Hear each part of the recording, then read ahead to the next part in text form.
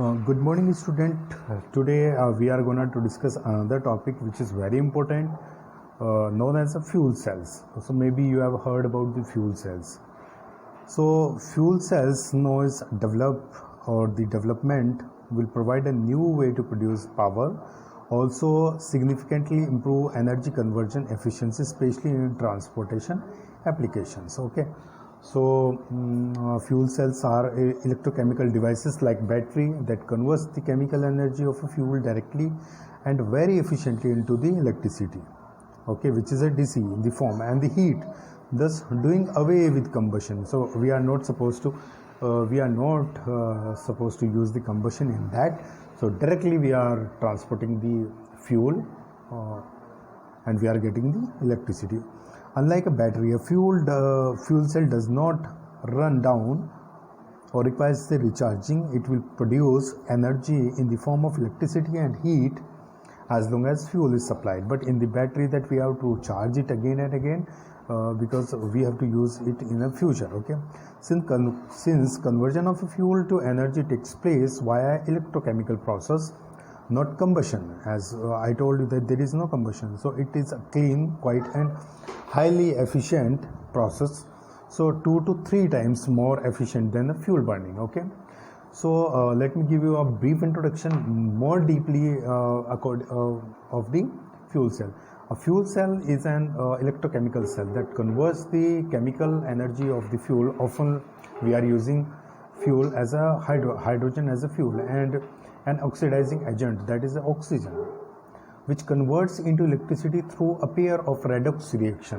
Okay, redox reaction means number of reactions takes place here and we are getting the electricity with the help of the fossil fuel, in which we are using the two most important component, that is the fuel as a hydrogen as a fuel, and oxidizing agent, that is often we are using oxygen. Okay, so fuel cells are different from most of the battery because in the battery there is required a continuous source of a fuel. Okay, but when we talk about the fuel cells, there is we are basically using the oxygen, okay, usually from air to sustain the chemical reactions. Okay, whereas in battery the chemical energy usually comes from the metal and their ions or oxides, okay, that are commonly already present in the battery. Okay, fuel cells can produce electricity continuously for as long as fuels and oxygens are supplied. As I told you that there is no combustion. Okay, so the first fuel cell were invented by Sir William Groves in 1838. Okay, the first commercial use of fuel cells came more than a century later, following the invention of hydrogen oxygen fuel cell by Francis Thomas Bacon in 1932. The alkaline fuel cell, also known as Bacon fuel cell after its inventor, has been used in NASA space program since the mid 1960s to generate power for satellite and space capsules. Since then, the fuel cells have been used in many other applications. Okay, so fuel cells are used for primary and backup power for commercial, industrial and residential building and in remote or inaccessible areas. They are also used to power fuel cell vehicles including forklifts, automobiles, buses, boat, motorcycle and submarines. Okay, when we talk about the principle, so how basically and what kind of the reactions takes place in the fuel cells and how we are getting the electricity. Okay, so basically we are using the anode and cathode catalyst here, okay, through which we are getting the electricity. So here we have a number of sequence by which we can basically get the principle of the fuel cell. A fuel cell consists of two electrodes sandwiches around an electrodes. Oxygen pass over one electrode and hydrogen over the other, spurred by a catalyst. So hydrogen oxidized into hydrogen protons and gives up its electrons to the electrode, which thereby becomes the anode. So this building up of a negative charge then flow the path of least resistance via the external circuit to the cathode. Okay, so flow of electrons through a circuit that creates electricity. So as the electrical current begins to flow, hydrogen protons pass through the membranes from the anode to cathode, react with the oxygen at the cathode to form a water. So heat emanates from this union basically. So the combination basically takes place and we are getting the water. Let me give you the more brief introduction about it. Okay, so there are many types of fossil fuels, but they all consist of anode and cathode, as I told you. Okay, so here we are using H2 one side over the anode side and oxygen over the cathode side. Okay, so anode and cathode both of we are using an electrolyte that allows ions, often positively charged hydrogen atom or the ions that is known as protons, to move between two slides of a fuel cells. At the anode, a catalyst cause the fuel to undergo oxidation reaction that generates ions, often positively charged hydrogen ions and electrons. So the ions move from the anode to cathode through the electrolyte.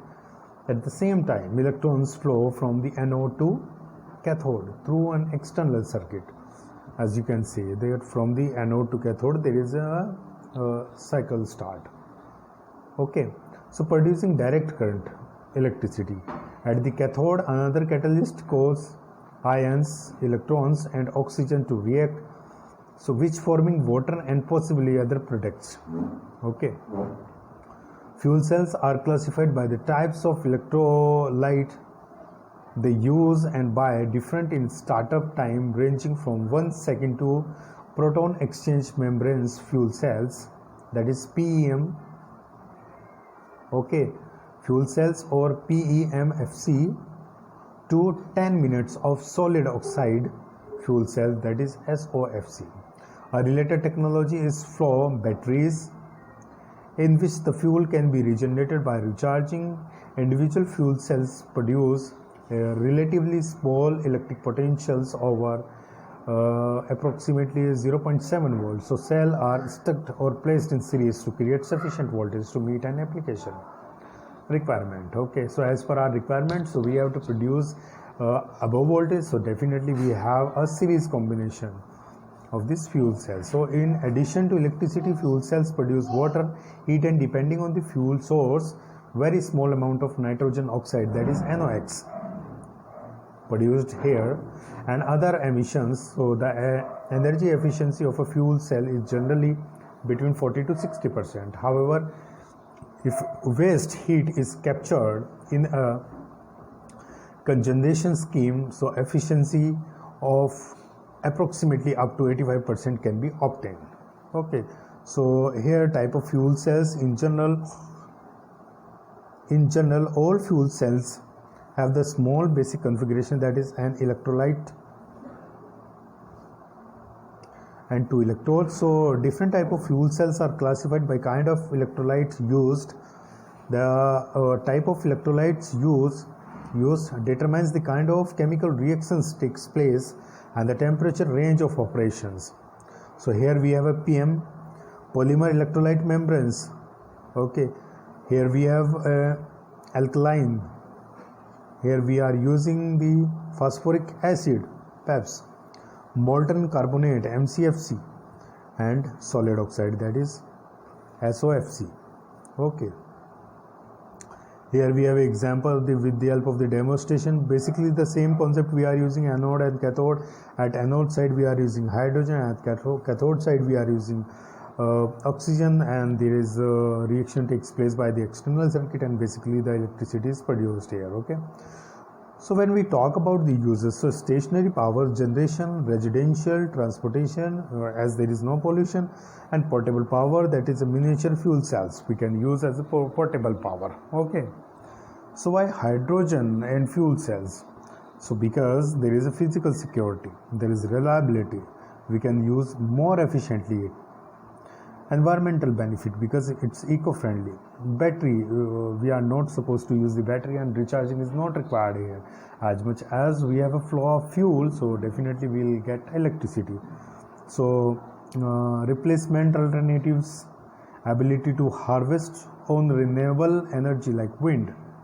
Okay, so here we can see sun, we have a wind power, electrolysis, then we have H2O, means water, we have oxygen, we have a hydrogen, and then we are using the fuel cell, and after that we can use this fuel cell as electricity or the transportation purpose. Why hydrogen and fuel cells are? No dependence on foreign oil, zero to near zero level of harmful emissions, no pollution. Fuel cell vehicles can be up to 3 times more efficient than internal combustion engine. It's very good example. Okay, very less noise generator. When we talk about the safety implications, so colorless and odorless mixture will poison fuel cells. Okay, extremely reactive with oxygen and other oxidizer, low ignition energy. Okay, high flame temperature, invisible flame in daylight conditions, pale blue, negative Joule-Thomson coefficient, leakage gas warm and may potentially ignite, small molecular size,